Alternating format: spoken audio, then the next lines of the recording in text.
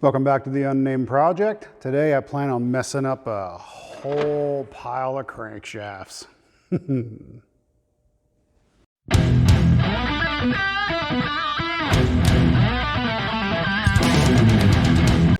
All right, hey, you know what? This is something I've been wanting to do for a long time. I'm really happy you guys are gonna come with me on this journey. Should be pretty sweet. What am I trying to do here? Why do I have 4 crankshafts on the table, 2 crankcases, 1,000,000 cylinders? Nobody knows. I know. You're about to find out as well. What I'm trying to do, this is going to be the beginning of a new series, by the way, is make my own engine, for lack of a better term. I'm not sure you want to say that one. But in a nutshell, I got a pile of 2-stroke, like destroyed 2-stroke parts, right? So all these parts are from a 800 P-Tech R, which is a Skidoo Bombardier 2-stroke engine. And I'm gonna try to take these parts and make a 3-cylinder out of them.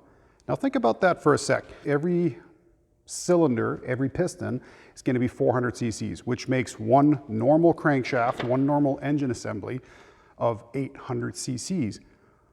Now I'm going to add another cylinder on the end of this crankshaft, and it's going to give me 1200 cc's. It's actually been done before. I remember early 2000s, I read an article which just completely blew my mind. These guys did basically exactly this. And at the time, I had no idea that was even possible. It was like, holy. Nowadays, it's kind of more common. People kind of understand this a little bit more. And I'm going to attempt it. You know what? I'm going to attempt it. By attempt it, I mean, I'm going to do it. I got the work hat on. You know what's up. Okay. So basically what I'm going to do is I want to take these cranks apart, like I said, and pin a 3rd set of rod onto this. So why not 4, you say? That might be another one. But for now, we'll start with 3. So the first thing I got to do is I got to take these cranks apart, all right? So I'm going to kind of point what's going on here. I had to make a few things off camera, which would have been kind of long, and I was like, whatever, I'll just do it beforehand. So we have all the cranks we're going to use. We have our crankcases here, which eventually will get cut down and re-welded together. But for right now, we don't need them. We need the crank. So the crank is going to dictate the spacing where the crankcases will have to get cut and welded together. Not a big deal. So off camera, I made this rig. So basically what it is just a hollow box that's reinforced, and then this plate. This plate has various shapes cut into it, and then that's going to accommodate the different sizes of parts that need to press out. So this is going to go together, crank slides into here, goes into this part, and then the press. First thing I'm going to do is take the end bearings off, because these are going to be in the way. The ones that are good, we're going to reuse them, and yeah, we have to take them apart. So let's get cracking here. All right, so changed a little bit on the setup there. You guys are familiar with a bearing knife, I'm pretty sure. All it is 2 parts that are screwed in together. They pinch or they go under a bearing, and that way you can grab just the bearing, right? All I want to do for starters is to take the bearing off of the mag side and work my way back. So these cranks are interesting in the sense that there's only one place that they unpin. Okay. And yeah, we'll make that work. I'm not too worried about it. Let's start by taking this bearing off.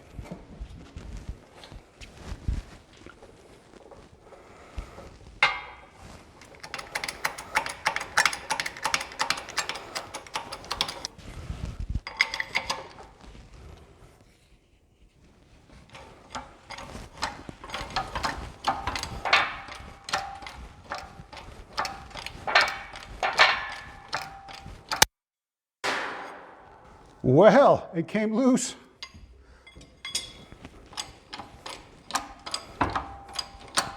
Holy, she ain't done yet.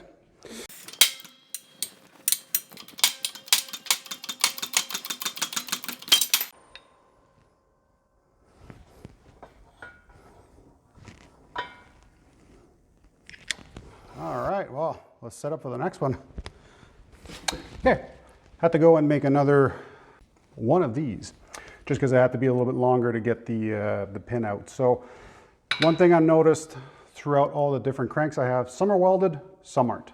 So that'll be its own set of problems when the time comes, but we'll do the easy ones first. So the connecting rod on this one is outside of the jig, but you have to remember it slides on the pin, so it should just come up as the rest of the crank is coming down. So we'll give it a try. Another thing too, I looked at how much these are actually pinned with. I was quite surprised. Most of them only require about 6 tons or so, which doesn't seem like much, but I mean, at the same time, they don't produce that much horsepower. So I guess it's kind of normal.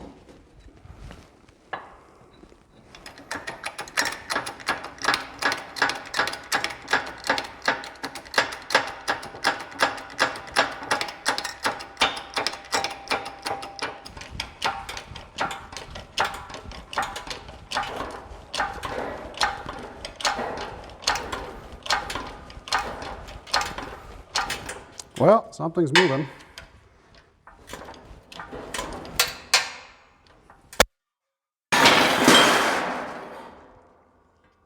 Whew! Well, just found out that was a cageless bearing. Man, oh man, oh man, there's a lot of tension on these things. Yeah, too bad the bearing broke. Like I said, the bearings aren't really that big of a deal right now. What I want is just to get the crank with three journals on it, whatever the hell you want to call it. And the reason being is I need that to do the rest of the stuff. This crank I can always send out to a shop and they're just going to rebuild it for me. It'll be fine. But I do need the actual mock-up, the a crank that is 3-cylinder, which will fit in these cases, right? So then once I got this all pinned together, I can go ahead and put my cut my crankcase and put all that nonsense together. We're just going to go right ahead and take this portion out. So you have to remember 3 cylinders. We're talking about something that's going into 360, right? So these cranks are lined up at 90 degrees, which means they're opposite, or sorry, 180 degrees, 90 degrees, 180 degrees, there we go. So they're lined up opposite from each other. A 3-cylinder has to be lined up at 120 degrees. So basically they all have to get unpinned and reset. We're gonna get into that a little bit later on. I'm gonna try to do it myself, and then if it doesn't work, we'll get some help.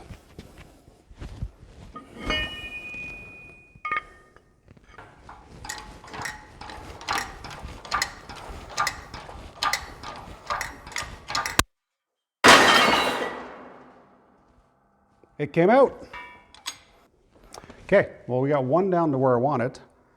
I think what I'm gonna do right now is actually try to repin that portion at my 120 that I was talking about. So we'll switch back to the table and I'll show you what I'm talking about. All right, so insert the next day here. Basically, I went ahead and took apart a few more of these cranks off camera here, just because the area I'm working over there is kind of crowded right now and I can't really get a good view anyways. So, like I said, went ahead and take these apart, and now I have to see if I got enough parts actually to be able to pin all this together to have 3 connecting rods, right? So, yeah, I'll kind of go over the jumbled mess that I got and then we'll try to sort something out.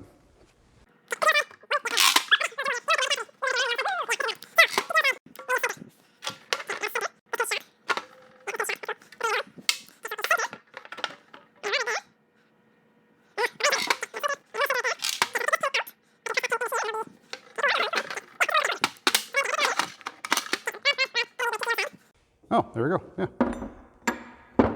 Okay, so in a nutshell, it'll look like this. So I got one rod, imagine the other rod right there, because I gotta change the pin, and I got the other rod right there. So all this is gonna get pressed together. First though, I'm gonna indicate everything, because remember, all these rods have to be 120 degrees apart. If you think about a circle here, you gotta divide it into 3, right?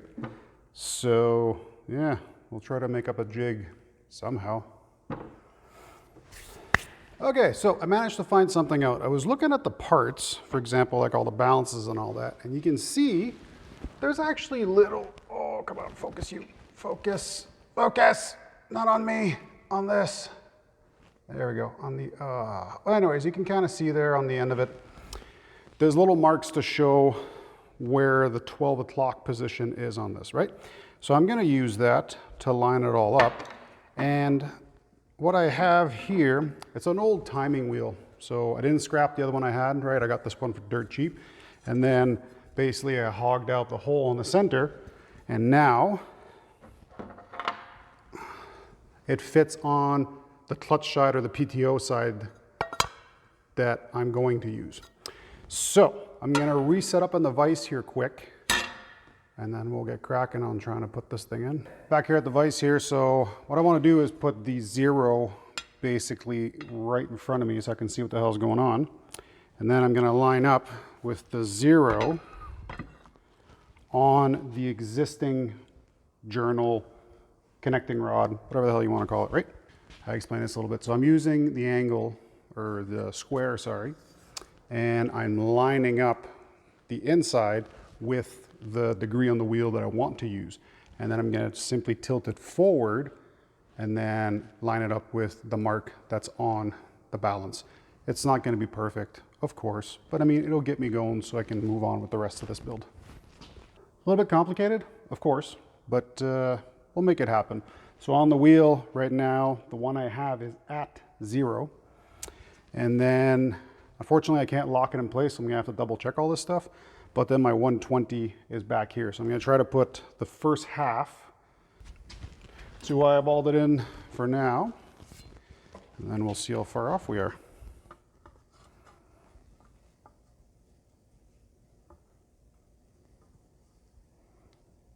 Pretty close. Oops, the crank just turned. Crank moved a little bit during that, so I'm just gonna make sure it's still back at 0 here.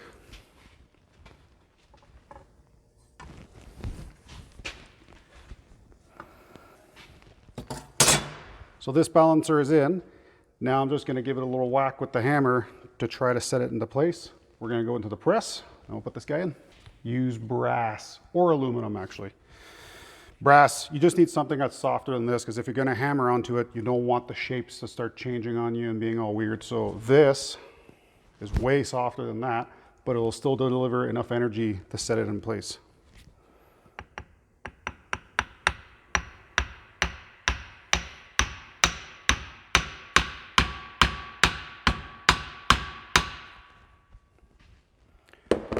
All right, double check again. Triple, I guess now. I don't know where I'm at anymore. Good, perfect. All right, let's go down to the press and then we'll pin this guy in.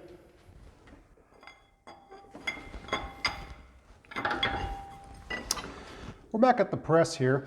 So I set it all up, and basically what I did is when I put it in there, I shimmed it with washers because there's obviously a difference there. And then the washers are also what's gonna stop the pins. When the pin gets flush, it'll bind up against the washer basically, and then it'll be seated. So we're gonna use the old wrist pin we just took out and give this a whirl.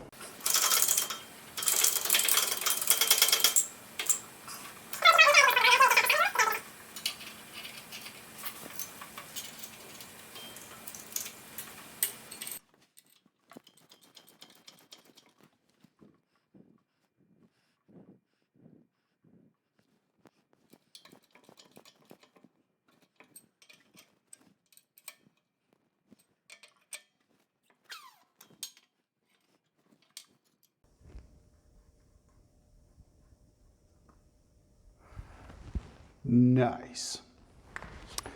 Okay, this next one's a little exciting here because I got to put a connecting rod in there. So I know I have all the bearings and all that stuff, and I got one good rod I put aside that has all of its own bearings and everything. So I got to set that back up on this half, and then afterwards, this little contraption here sounds and looks very silly, but all it is basically is I put the crank inside of a channel. And what that does, it basically gets me really, really close to aligning these two halves, because the only way it can line up with the hole is if it's on the same, the bottom part is on the same plane because of the channel here. So I'll show you a bit more, like I'll zoom in when I'm doing it there and you'll get a better idea of what's up. But for starters, I'm going to put this cageless bearing back into the pin here, a little bit closer to where this channel is. So this is the section that we just pressed in, and then I managed to rebuild the bearing just by putting a pile of grease inside of the connecting rod with whatever kind of retainer is there and putting all the pins one by one. So what I was saying about this is that the only way this pin can engage into the hole is if they're on the same plane of this. So for example, I'm gonna go really, really aggressive here. The hole, it's gonna be a little hard. Actually, I'll just use this other one, there we go. So the two have to line up like that, but if it's like this in the channel on the same plane, it won't fit. So it has to be perfectly on the same plane in the same place to go in. The easiest way I found is just to use this channel. Actually, where did I see that? Credits to the guy who showed me. I forgot. I apologize. So, let me give this a try.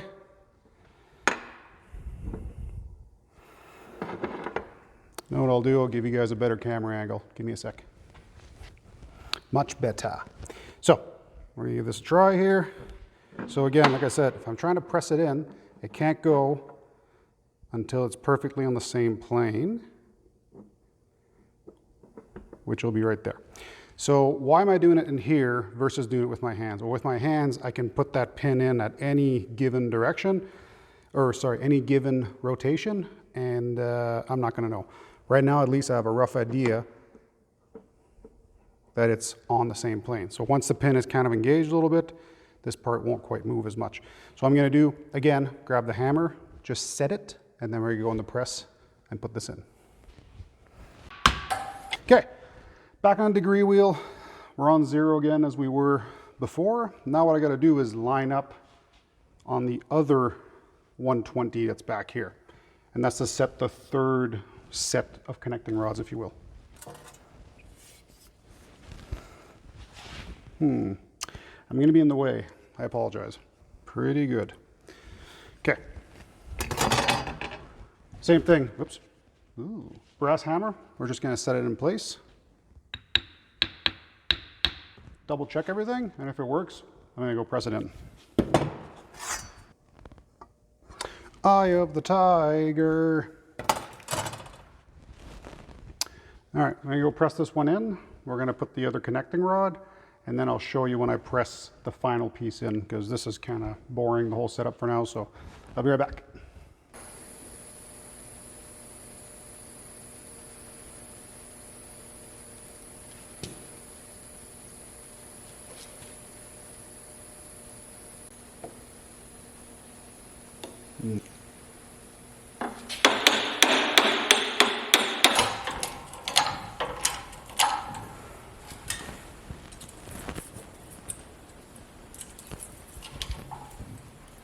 All right, last little part of this, so we're gonna put some bearings on.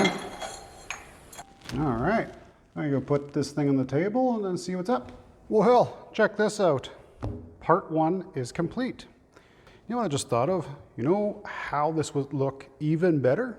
How about like this? Built this little V-block bench, if you will, just so I can spin the crank over, and then I'll be able to measure run out and all this stuff. It's kind of barbaric, but the way they do this even in professional shops is they simply hit them with a hammer. So they'll hit them to rotate the balances if they're not quite in place. And then after that, they're gonna use them to spread these out. If they're, it's barbaric. Barbaric is the right word for sure. I'm gonna do that probably on the next episode. Yeah, I'm gonna have to do that to you guys. Unfortunately, I ran out of time here. I think I got a lot done considering, so it only took me 2 cranks. Not really the end of the world. The next step, like I said, quickly align this thing, and then I'm going to mock up the crankcases, cut them down, and weld them back up. In my head it's straightforward, but obviously nothing ever is. So yeah, I think this will be, well, let's say part 1 to this custom triple cylinder 1200cc 2-stroke monstrosity of I don't know. It might suck. It might be cool. Who knows? Your man Porter here. Really happy you guys are with me trying to do all this nonsense. I hope that you hit the old subscribe button if it's the first time you're watching. And then at the same time, go ahead and leave a little comment, share, all that good stuff. We'll see you on the next one.